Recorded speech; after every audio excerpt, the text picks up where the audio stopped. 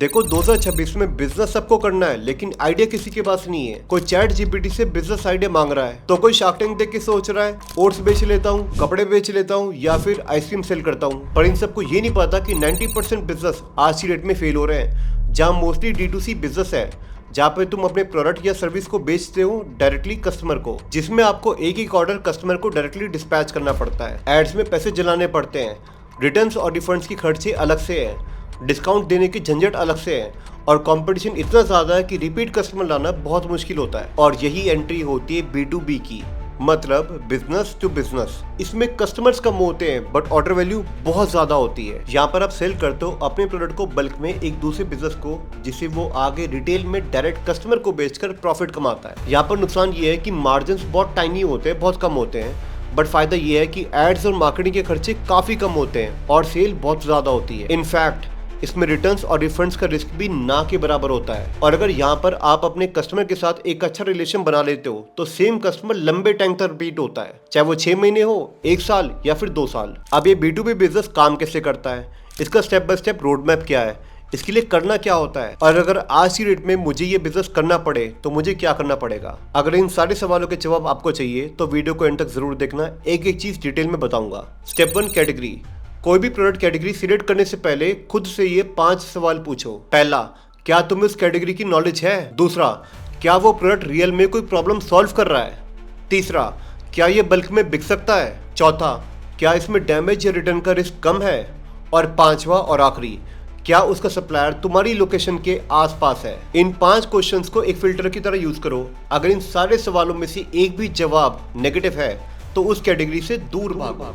बस ऐसे ही 4-5 कैटेगरी को शॉर्टलिस्ट करो और एंड में जिस भी प्रोडक्ट की सबसे ज्यादा डिमांड है उसे फाइनल कर दो। अगर मेरी एडवाइस पूछोगे, किसी भी बिगिनर के लिए 3 कैटेगरी से स्टार्ट करना सबसे आसान होगा। पहला है पैकेजिंग मटेरियल, जैसे कि corrugated box, poly bags, tapes, labels, bubble wrap, courier packaging, और इन सब की बहुत तेजी से डिमांड बढ़ रही है क्योंकि आज की डेट में हर कोई ई-कॉमर्स कर रहा है। दूसरा है इंडस्ट्रियल रॉ मटेरियल, जैसे कि adhesives, cleaning chemicals, safety gear, lubricants, और ये आप सेल करोगे उन सभी लोगों को जो ऑनलाइन Amazon, फ्लिपकार्ट पे डायरेक्ट सेल करते हैं या फिर ऑफलाइन ऑटो पार्ट्स की एसेसरीज रिटेल में या होलसेल में लोगों को सेल करते हैं। तीसरा है कॉर्पोरेट सप्लाईज, जैसे कि stationery, printer supplies, pantry items, office essential, uniform, और इन सभी के अंदर आपकी ऑडियंस बहुत बड़ी है, आप किसी को भी ये सब सेल कर सकते हो। Step number 2, supplier.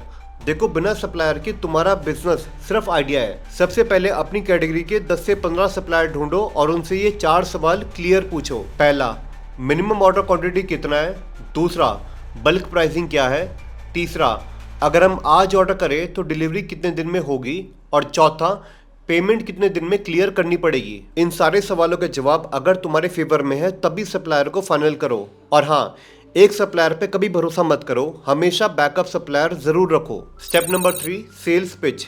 प्रोडक्ट और सप्लायर दोनों को फाइनल करने के बाद तुम्हें अपनी सेल्स पिच रेडी करनी पड़ेगी, जिसमें तुम्हें एक प्रॉपर ऑफिस भी सेटअप करना पड़ेगा, जिससे तुमको रैंडम सप्लायर ने एक प्रोफेशनल बिजनेसमैन लगो। इसके लिए तुम्हें प्रोडक्ट कैटलॉग रेडी करने पड़ेंगे, बल्क प्राइसिंग के सारे स्लैब्स मेंशन करने पड़ेंगे। बेसिकली तुम अपने पोटेंशियल क्लाइंट की क्या प्रॉब्लम सॉल्व कर रहे हो तुम्हें पता होना चाहिए, ताकि तुम अपने क्लाइंट को ये फील करा सको कि तुम्हारे प्रोडक्ट या सर्विस के बिना उनका बिजनेस अधूरा है। Step number 4, client outreach.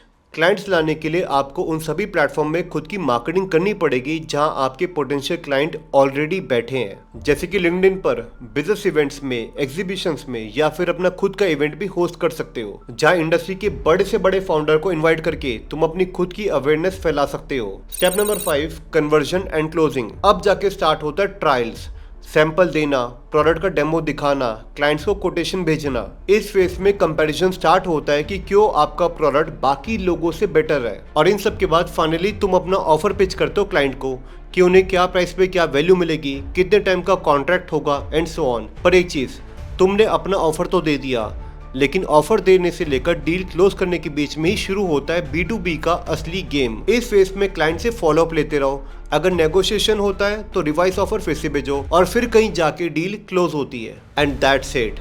इन सारे स्टेप को फॉलो करके तुम एक B2B बिजनेस इजीली बना सकते हो। लेकिन कई लोग इस B2B बिजनेस में भी फेल हो जाते हैं क्योंकि वो B2B को D2C की तरह ट्रीट करते हैं। दूसरा, क्लाइंट से फॉलोअप नहीं करते। तीसरा, कोई बैकअप सप्लाई नहीं रखते। चौथा, क्रेडिट के रिस्क को इग्नोर करते हैं। और पांचवा, क्लाइंट लाने के स्टार्टिंग में प्राइस को कम बताते हैं लेकिन कन्वर्जन के वक्त ऑफर बदल देते हैं। तो भाई अगर तुम्हें कामयाब B2B बिजनेस बनाना है तो मेक श्योर ये सारी गलतियां तुम मत करो। अब आप मुझे कमेंट में जरूर बताओ कि आप किस कैटेगरी में B2B बिजनेस बनाने वाले हो और अगली वीडियो कौन सी बिजनेस कैटेगरी पे देखना चाहते हो। और अब तो हमने अपना YouTube मेंबरशिप भी लॉन्च कर दी है, सो वहां पे हम बहुत सारी एक्सक्लूसिव इनसाइट्स दे रहे हैं जो आप मिस कर रहे हो। अगर ज्वाइन नहीं करा है तो ज्वाइन कर सकते हो, डिस्क्रिप्शन में लिंक लगा रहा हूँ। बाकी आप लोगों की हेल्प के लिए मैं यहाँ पे 2 वीडियो लगा रहा हूँ, दोनों वीडियो देख सकते हो जिससे आपको बहुत ज़्यादा वैल्यू मिलेगी। और मैं मिलूंगा अगले सैटरडे शार्प 9 बजे यूट्यूब के ऊपर। तब तक के लिए थैंक यू गाइस।